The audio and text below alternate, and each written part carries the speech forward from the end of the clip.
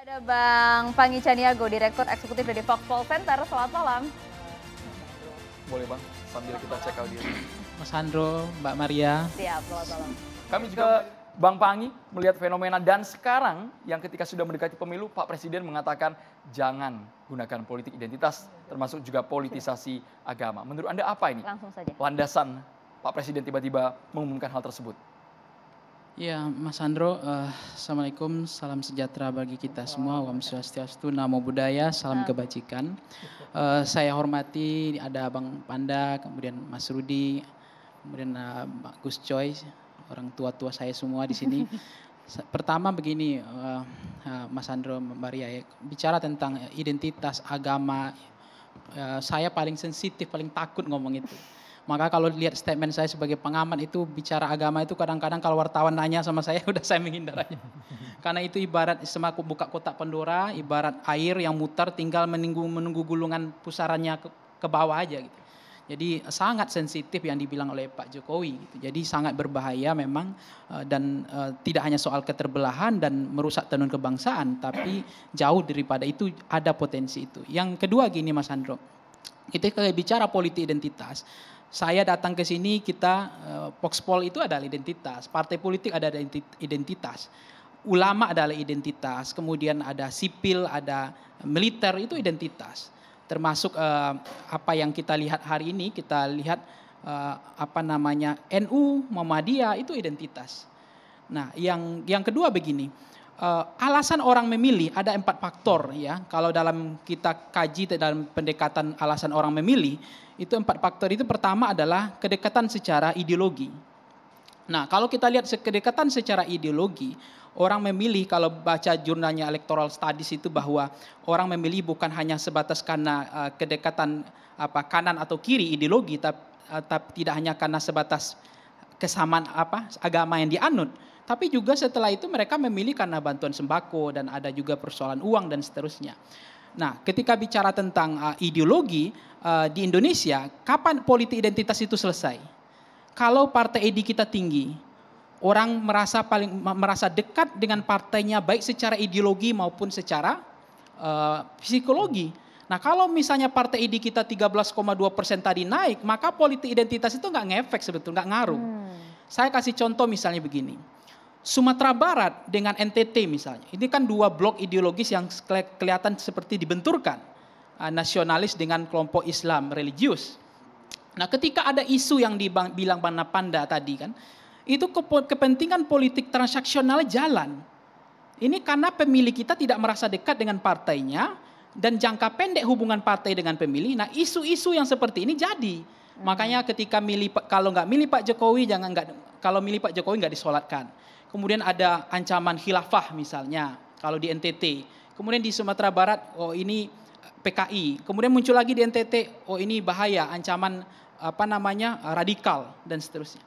Nah, ketika isu itu dibenturkan di blok ideologis nasionalis tadi, kelihatan bahwa isu itu kemudian sesuai dengan selera segmen pemilih. Gitu. Dan ini jadi transaksional gitu. Untuk kebutuhan elektoral tadi, sehingga isu-isu tadi kelihatan memblok secara ideologis. Artinya apa faktanya Bang Panda? Kita lihat ya suara Pak Jokowi dengan program beliau yang datang ke Sumatera Barat begitu besar program yang beliau berikan. Begitu juga beliau datang ke NTT programnya begitu besar juga. Tapi lihat hasil suaranya.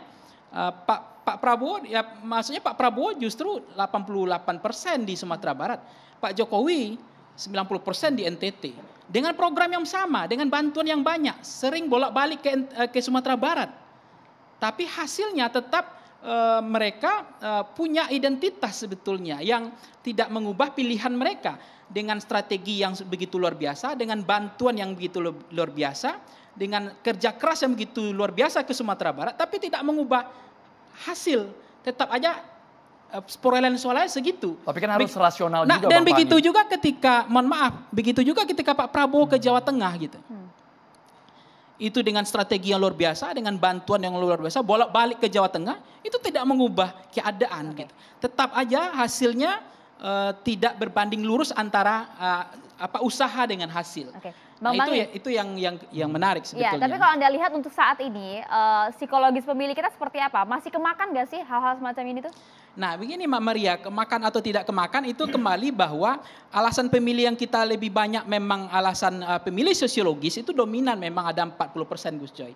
Jadi itu yang preferensi politik yang dangkal tadi, yang lemah pada masyarakat kita level bawah. Mereka mudah memilih karena basis sosiologis tadi. Padahal kan basis pemilih psikologis, ganteng, tegas, ya, kemudian rasional, prestasi, itu banyak alasan mereka untuk memilih. Tapi di Indonesia cenderung memang pemilih kita masih basis sosiologisnya masih dominan. Nah, ini yang kemudian menurut saya ada juga alasan orang persamaan kepentingan juga harus dicari.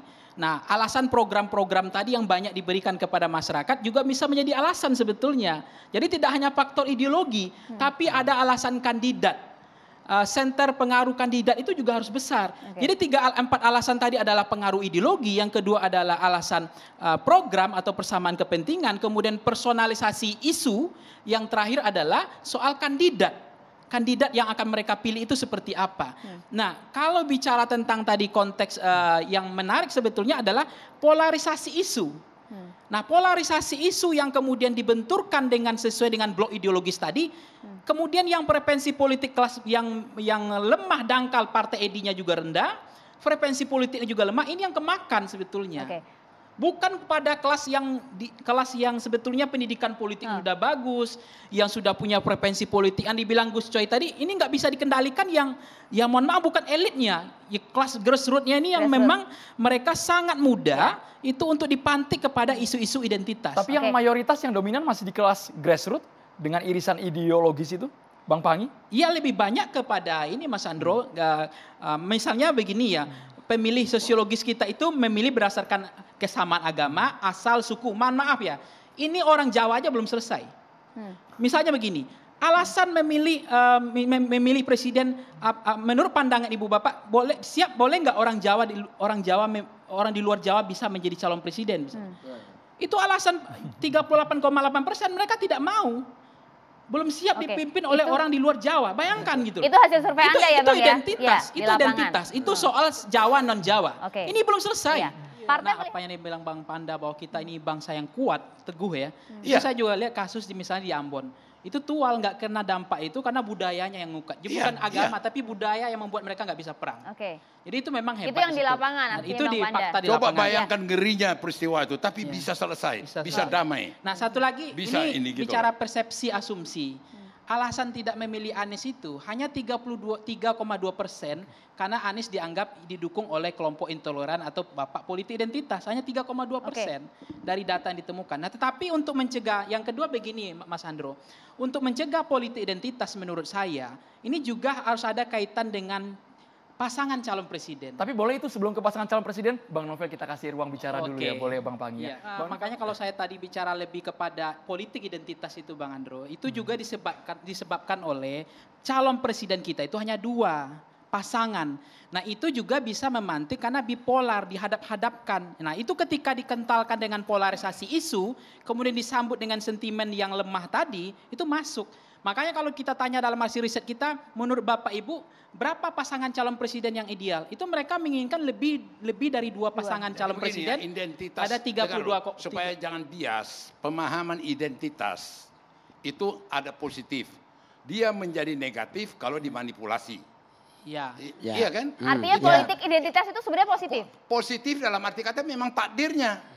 Makanya tadi politik gitu identitas. Jadi dengar dulu, sama seperti saya sudah ditakdirkan Batak Kristen. Tidak ditakdirkan saya. Itu identitas. Tapi kalau kemudian kalau kau pakai Batakku ini membuat jadi orang tidak senang, orang menjadi merasa resah dan segala, itu saya sudah salah dengan identitas saya, gitu loh. Jadi ini biar clear dulu. Makanya tadi dalam temuan kita itu bahwa lebih 32,2% menginginkan lebih 2 pasangan calon presiden. Menghindari gesekan ya Bang Pangi ya. Nah, kita tanya lagi, kenapa 22,% agar tidak terjadi keterbelahan dalam hal konteks eksploitasi politik identitas dalam konteks bukan identitas yang kita bisa bahas ini, tapi konteks yang berbeda gitu. Karena memang identitas tadi sebuah keniscayaan. Mohon maaf gitu, Pak Jokowi pun ke Papua itu sering itu identitas. Kalau enggak akan ada suara Pak Jokowi. Makanya ketika lihat basis pemilihnya Pak Jokowi itu strong voternya ya strike Timur. tiket voting semua pemilih Kristen Katolik ya ke Pak Jokowi. Nah temuan kita yang menarik Gus Coy, kalaupun Pak Anies dibilang sebagai politik bapaknya identitas, itu sekarang pemilih berbasis agama, itu Katolik Protestan, itu terbelah. Tidak hanya ke Pak Ganjar, juga sebagian besar ke Anies. Sementara pada temuan kita dulu Pak Jokowi, itu bulat ke Pak Jokowi. Nah artinya label sebagai politik identitas dan keterbelahan Pak Anies dianggap sebagai bapak identitas, ternyata mungkin karena pengaruh Pak Anies sering ke gereja khutbah juga mungkin, atau sering Pak Anies ke Papua juga. Jadi dalam arti itu positif kan identitas, maksudnya ya? Dalam arti positif. Ya. Ya, artinya- Nah, artinya sekarang kenapa pemilih yang di luar agama non-Islam juga ternyata banyak juga memilih Anies gitu.